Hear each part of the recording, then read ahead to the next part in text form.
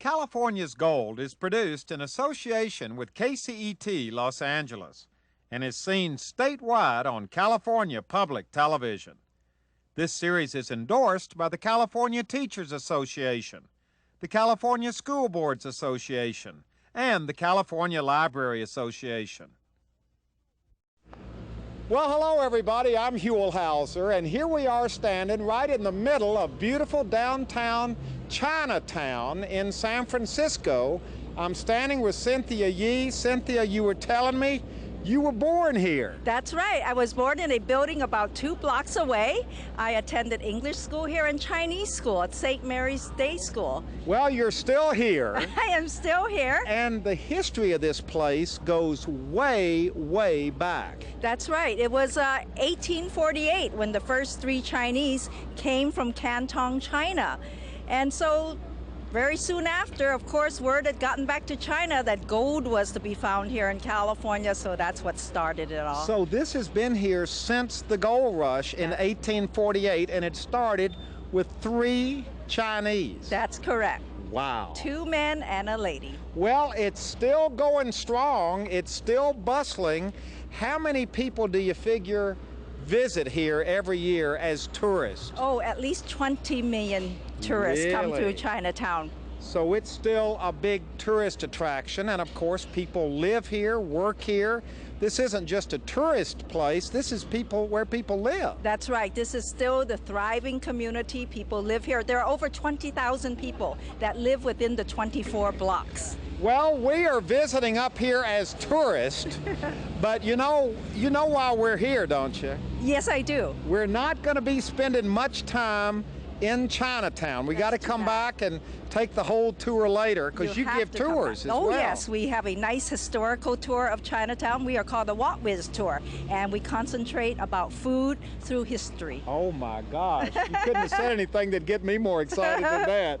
But we are here to start our journey in search of, because everybody knows about San Francisco's Chinatown, we do things a little bit differently. We're in search of things a little more obscure about the California-China connection. We're going to visit 2 places, actually just a few miles from where we're standing right here, but I bet you might not even know about these 2 places. I probably don't. Well, we're going to find out where those 2 places are, and if you're interested where they are and why they're so interesting and why they're such a part of the China-California connection, all you have to do is come along with us as we continue our search together for California's gold.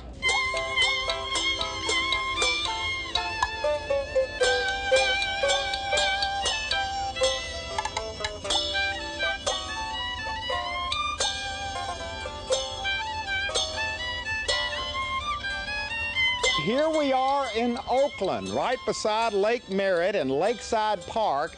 This is the first stop on our adventure in search of obscure and historic connections between China and California. And our first connection is right behind these doors right here. It is obscure and it is wonderful. Let's go inside. And here to meet us, hi John. I'm Huell. How are you? Good to see you. Welcome to our bonsai garden here. Tell us exactly where we are, because this is an absolutely beautiful place. Well, this is the Golden State Bonsai Collection North. We have a sister collection at the Huntington Gardens, and it was built by the Golden State Bonsai Federation.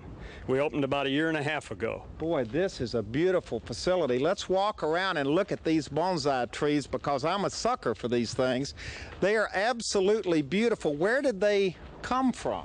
Well, most of these were done by California artists, and some of these have been imported from Japan. And so, they're old, they're new, they're works in progress? Yeah, we have trees that are as old as 600 years old for the tree itself here. Really? Yeah. Look at this one. Isn't that a pretty tree? This is absolutely beautiful. What's this one called? Well, that's a clump-style tree. Can't you just see yourself sitting under there having a picnic? A clump-style tree. Clump-style, because they're all together, yeah. And here's another one. Oh, well, you've got them displayed so nicely here. I like this little one right here. What's this one? Yeah, that's a trident maple. That's a great tree. They make wonderful bonsai. And they have a little leaf that's triangular, so they're called tridents.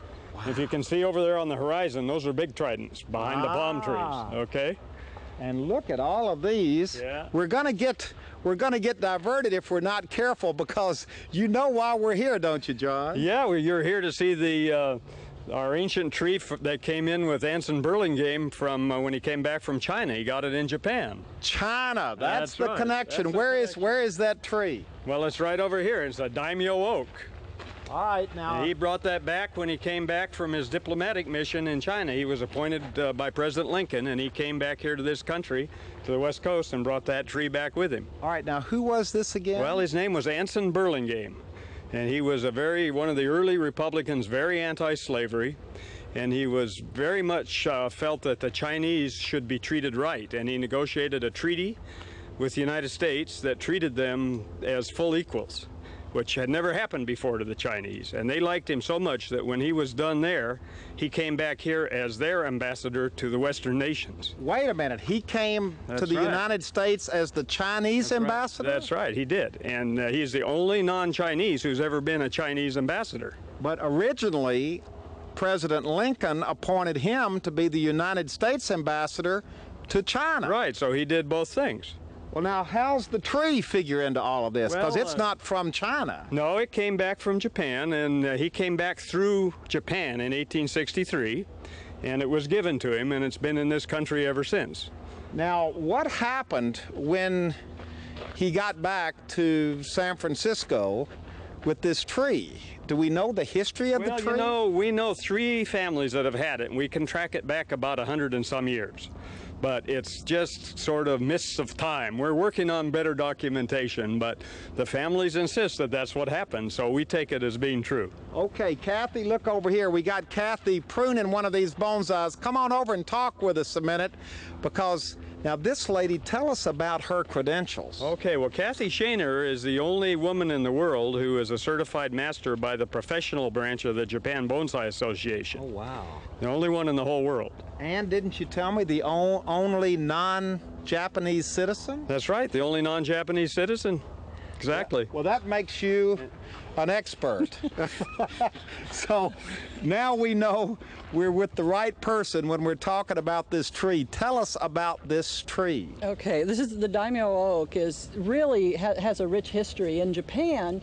First of all, before we get into the tree, I'll take one leaf off. This tree wait a minute, is revered. You shouldn't be taking a leaf. I can do that. No one else can. We won't tell anyone about it. The daimyo oak, for Boys' Day in Japan, they make mochi, which is a glutinous type of a rice mixture. Right. And they will roll the leaf around this mochi and then steam it. And that is given to your guests or family. Mm-hmm. So they do revere the oak to use the leaf, and it imparts a fine flavor to the mochi. But beyond that, this tree is exciting to me because of the history and because it has a tremendous amount of interest to it. It's not bonsai right now. It has been blown out completely. It was allowed perhaps at times to run excessively, so we've been chopping it back. I've taken about 4 feet off this tree already.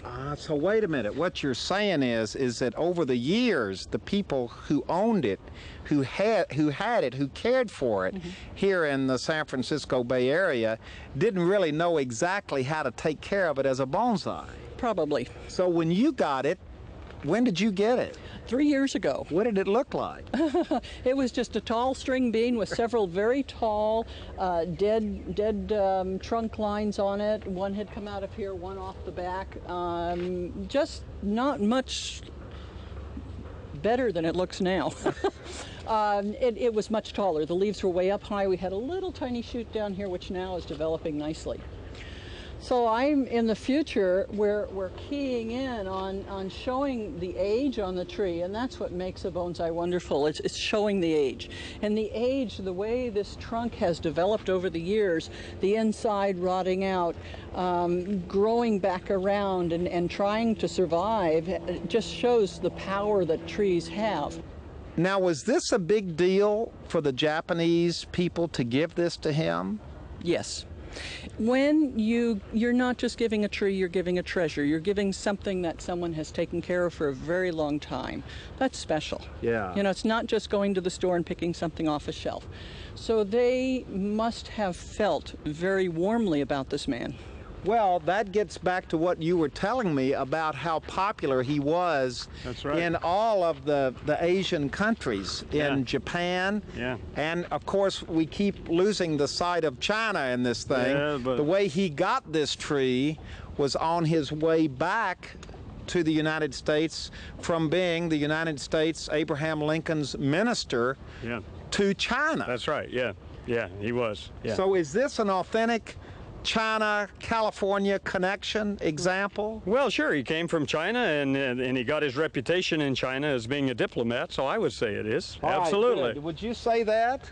I'll say that. Oh, well, I know. I mean, you know, Japan keeps coming up in the conversation, Well, but the tree is from Japan, but it was because of his connection with China. I'm sure as a visiting dignitary, they felt and must have known what he was doing and felt very good about him and wanted to do something special. Are you excited about having the tree here? I'm very excited about having the tree here. Why? And I'm excited Why? What gets you excited about? to be able to work with an old treasure like this. The history that we have from this country alone makes this a wonderful piece to try to bring back some of the glory that it has seen in the past. Yeah. Well, it doesn't look great right now, but people will be able to come in the future and visit it here in Lakeside Park in this wonderful bonsai garden. It sits here as a tribute to a gentleman by the name of, what was his first name, John? Anson Burlingame. Anson Burlingame, That's for right. whom the city of Burlingame Yes, sir, it was is named. That's right, it was named for him because he had an estate there that he was going to build when he came back.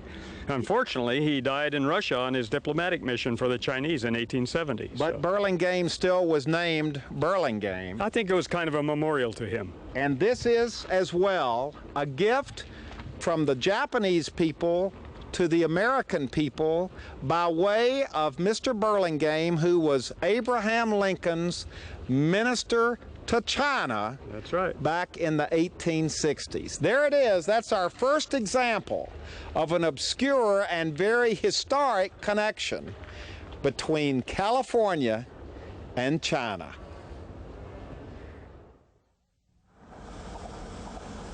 Leaving Oakland, we were heading for our next stop, which was across the Richmond-San Rafael Bridge in Marin County. Our destination were the beautiful communities of Tiburon and Belvedere, which are right next to each other, right on the bay, with a spectacular view of San Francisco. And here we are in Belvedere on this beautiful afternoon. This is our second stop on this adventure in search of obscure, interesting, historic China-California connections. And there's the connection we're heading for right now. Now, from the outside, it is impossible to even tell what this is. But trust me, we're all in for a treat. Let's go inside and take a look. Now, right outside, there's a sign here that kind of tells you a little bit about it. It's called the China Cabin. It is the Landmark Society, Belvedere Landmark 001. That lets us know this is a historic place in Beverly.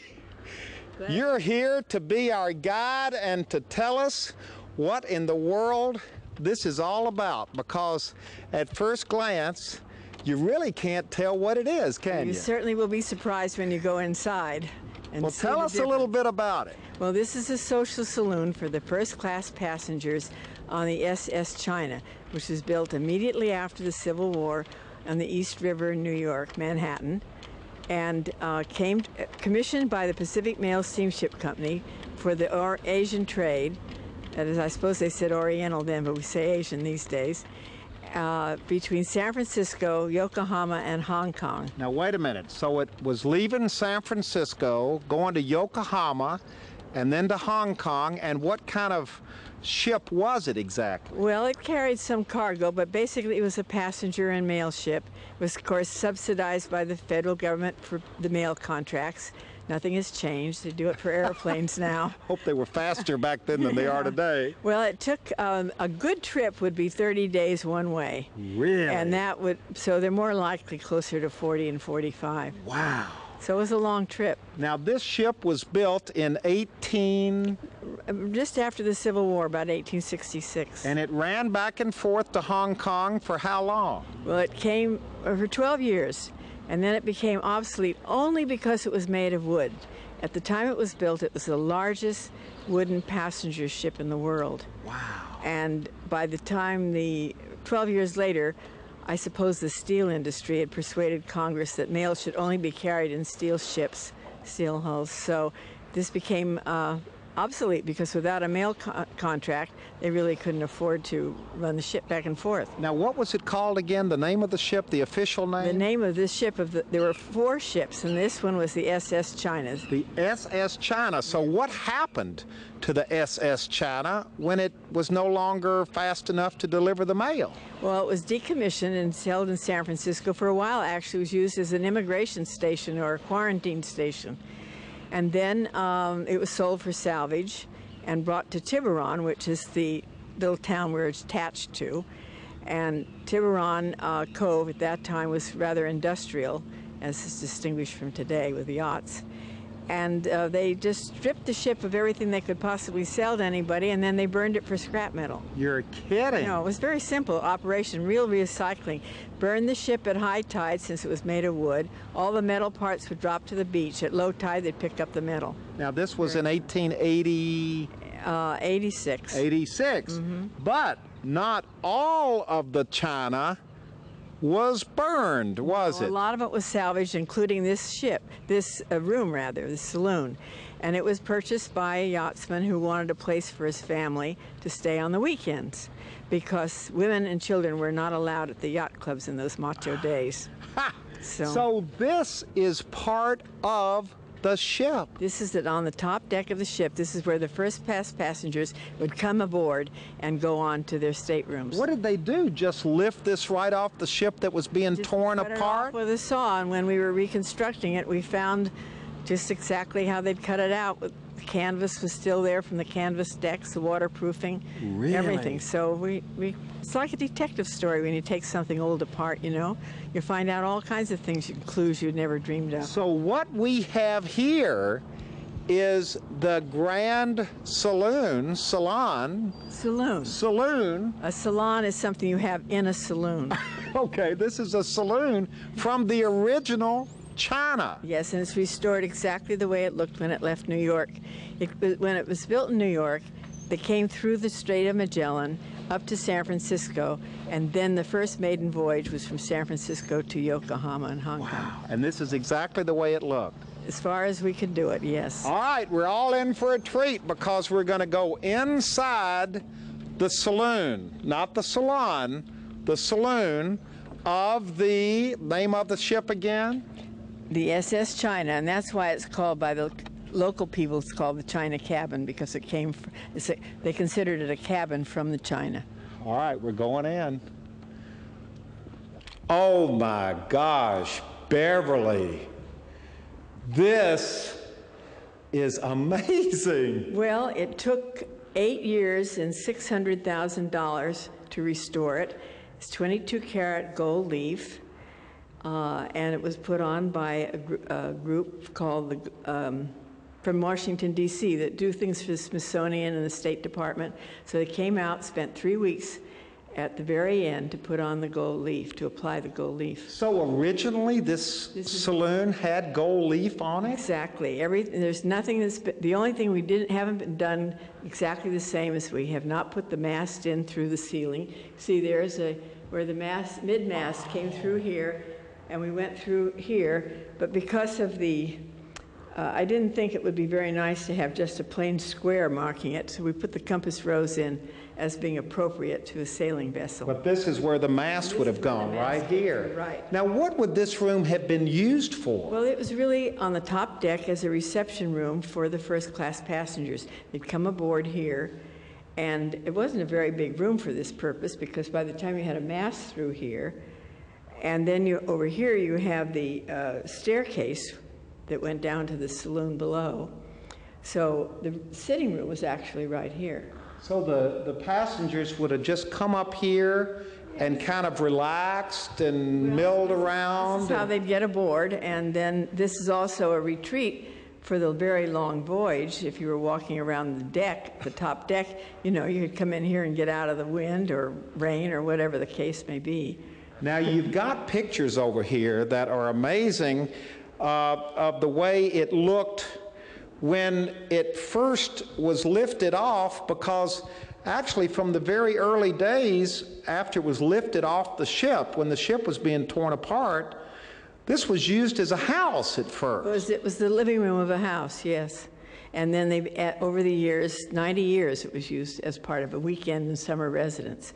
All this strip along here in Belvedere was for derelict boats that people loved to live on, just for the fun of it for weekends. So a private family used this right on this location for a house. For a weekend retreat and summer cottage. But it didn't look like this. It had a different kind of roof on it. Well, they did put a false roof over it, so it sort of looked like a salt box. But we were lucky they did that, because it protected the original roof, which heavens knows what would have happened. And how did you all get hold of it?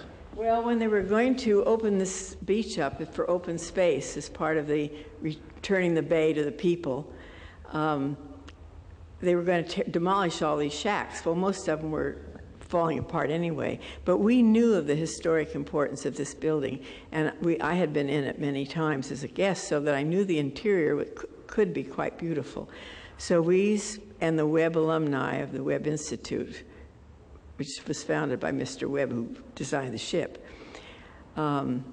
we just inundated the city council until they got worn out, and they agreed to give the building to the Landmark Society if we would restore it without using any tax funds. So there are no public funds in this. This is all private. And how did you know how to restore this back to its original grandeur? Well, when you start removing old paint, you find all kinds of things underneath. And so that's what we did. We just started taking things apart and taking off all the things we knew were non-historic, and then that left us with the clues that we needed to do it. There are over 36 different Victorian designs in the room. Look at these little things. Aren't they great?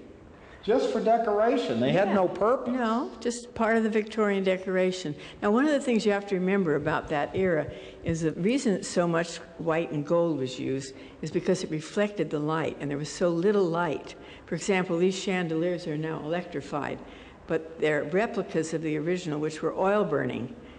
And so between oil burning and candles, you wouldn't have much light. So the whole idea is to have as much reflection, and gold, of course, does do that.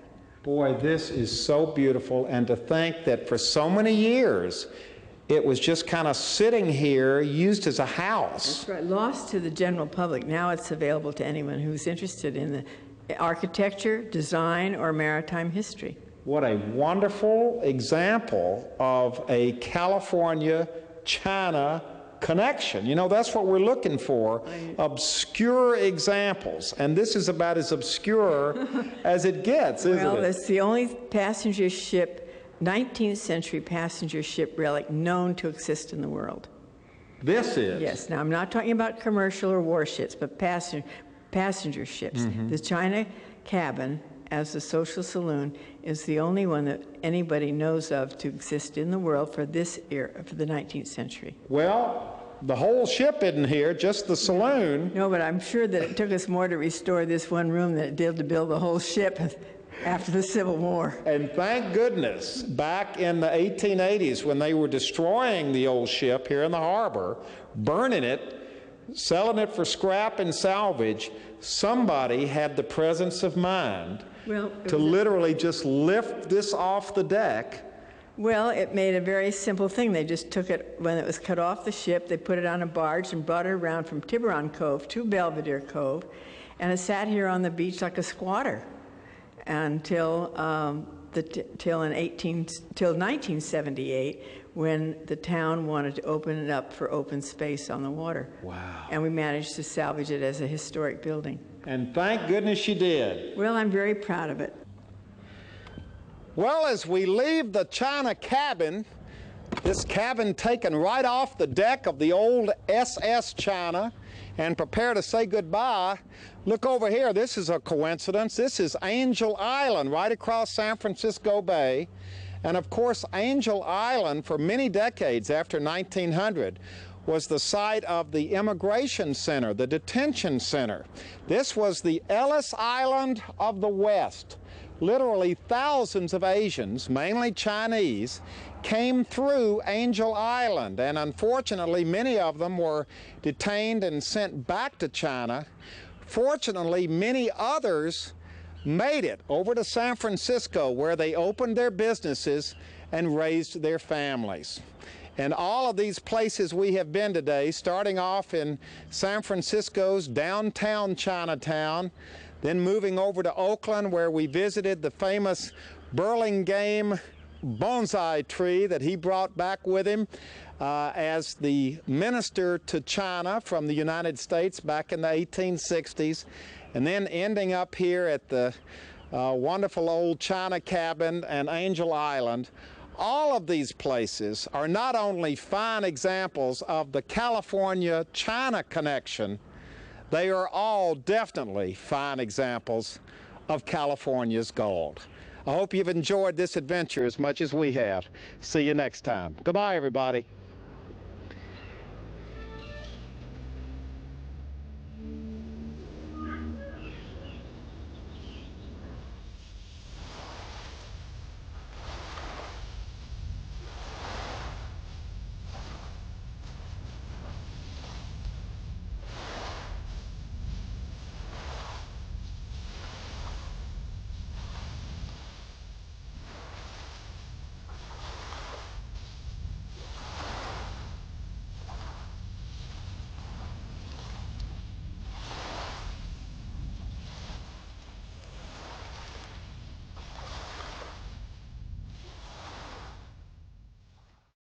Well, hello everybody, I'm Huell Hauser, and I sure hope you enjoyed this adventure.